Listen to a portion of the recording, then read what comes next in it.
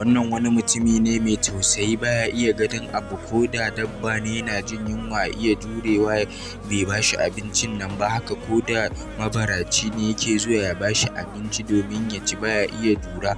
Sannan ko da ya zo fa gida fa haka yake kyautatawa iyayensa sosai, haka yake kyautatawa iyayensa. Haka karen nan kullum sai ya zo, kuma kullum ko da class ɗin kuɗinsa kenan sai ya ɗauka ya bawa mabaratan nan. Haka suke kallonsa, su kansa suna jin tausayinsa, haka suke bashi wannan abin. Mutane kowa yana yabonsa. Haka in ya koma gida za su zauna da babarsa su yi ta wasa suna dariya da baban nan tasa, za su yi ta wasa suna dariya dai ba ruwansa. Haka da ya zo ya ga wa'innan yarinyar ba ta nan, juyawar da zai kawai ya ga yarinyar nan wannan kuɗin da yake basu an sa ta a makaranta. Ya ji abin nan sosai, ya bashi mamaki, ya ji daɗin abin nan har zuciyarsa. Wannan shine, Allah ya sa mu dace, amin summa amin.